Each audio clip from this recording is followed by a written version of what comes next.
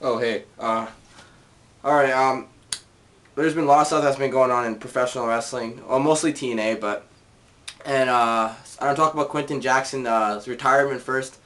It really does suck he retired this early. If you haven't heard, Quinton Rampage Jackson from the UFC has retired. Of course, Ultimate Fighter's still going on season, 10 or whatever, so it kind of sucks that just knowing that he's already done with the UFC, but you can still see him on Ultimate Fighter, like, just knowing that he won't fight Rashad Evans. And some retards are saying that he quit because he didn't want to fight Rashad. That's not why. He wanted to pursue his movie career with A-Man, or not A-Man, A-Team. And I'm looking forward to that movie. I'm a pretty big fan of Quinton Jackson. He's one of those guys that got me in MMA and UFC. First it was Chuck Liddell, then it was... Or first it was actually Brock Lesnar, believe it or not. Because I've been watching MMA for about almost 2 years now. Well, now, when he first had his fight with Frank Mir. That's when I first started watching UFC, to be honest with you, and MMA. But... yeah, Chuck Liddell, Brock Lesnar, and Rampage actually got me in MMA. And, yeah, it sucks that he's gone. He was a good fighter. It sucks because Chuck Liddell left. Now he's gone. But it doesn't mean it's going to be his last fight. Obviously, they always come back for another fight usually. Like, Chuck Liddell's already, like, training to come back for another fight. And, yeah, so he might be kind of like The Rock. Maybe, people are saying that. Because, he might hopefully get as big as him. I don't think he will, to be honest with you. But we'll see how his acting goes, see if he's a good actor or not. But it really does suck that he's gone, but hey, what can you do? It's up to him. So I don't know, hopefully he'll consider coming back for like maybe take a year off or something, but I don't know. He had a few fights left, but whatever. But on to TNA, No Surrender. It was a pretty good pay-per-view. I've been pretty busy, so I couldn't get my review on it, but yeah, it was a good pay-per-view, I guess, on some parts. Not really, but, AJ Styles, obviously new champion. I was jumping up and down for joy like you wouldn't know, so I was really happy that he won. And it's about time, so maybe they're obviously leading towards a title match at Bound for Glory against Sting, and obviously Sting's not going to win finally for the first time in Bound for Glory, so AJ Styles is probably going to win, and then Sting's going to retire, I guess. The rest of the pay-per-view was okay. The Samoa Joe and Daniels match was solid, I'd say. It wasn't that great. It was good.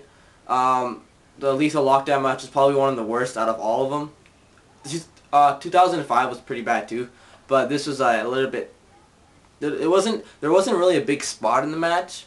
There was basically just like the suplex that they did on the top of the cage, and then the finisher and on the ring. It wasn't really a big spot. I was looking for a spot, but whatever.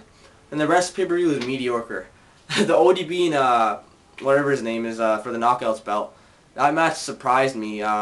Cody Deaner, like, it was obviously a funny kind of gimmick, not gimmick, but a funny kind of match, comedy match. But it was better than I thought it would be. It really surprised me. So, but the rest of the pay-per-view was not that good.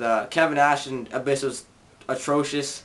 The first Dave Knockouts tag team match was really short, wasn't that great. So really the pay-per-view was a 6 out of 10 maybe. That's really about it. And yeah, TNA, we'll see what happens now. I mean, the whole what's it called? Hernandez thing, what happened at the beginning, and then he cashed his money, or not Money in the Bank, but his briefcase was stupid. Like, why would you go at the beginning of the match and try to cash it in, which makes no sense, obviously. And UFC 103 was, it was alright. It was pretty good. It was a knockout night. Everyone almost got knocked out. The Tyson Griffin fight was amazing. One of the best fights of the year so far. Obviously, the main event was obviously disappointing because it only lasted the first round, not even. And Rich Franklin got knocked out pretty bad. And the rest of the card was alright. Pretty good show. Rich Franklin, man, and Mirko Krokov, he really sucked in that fight. He got poked. He didn't get poked in the eye, but he got punched, and he started bleeding on by the eyelashes. So the last fight he won in the UFC was, I think, 98 or 99, and he basically won by poking someone in the eye. And I mean, it wasn't really, some people could say it was kind of a cheap way out of it. And then this fight, almost the same thing happens because he starts bleeding by the eye. So it's kind of karma for him right there. But that fight was alright. I think Mirko he should just stay in Dream and fight there or go there. So I don't know. But yeah, Rampage, it sucks, man. Like, I don't know. That guy was funny. He was a good fighter. It just sucks just seeing him on Ultimate Fighter now. It's gonna be weird, but like I said, hopefully he comes back. I think I'd like to see Chuck Liddell and Rampage again. Maybe Rampage, or when Chuck Liddell comes back, but obviously Rampage is not going to come back that fast, even if he does come back. But it really does suck. I mean, I was at school and like I was on my break. We get a 10-minute break, so between seminars, and I went on YouTube real quick and I seen a video by MMA Insight, a guy named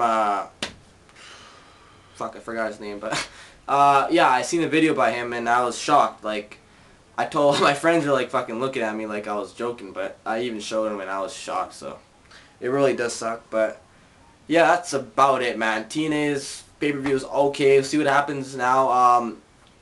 WWE's where WWE's alright. I don't know. The main event was pretty good on Raw.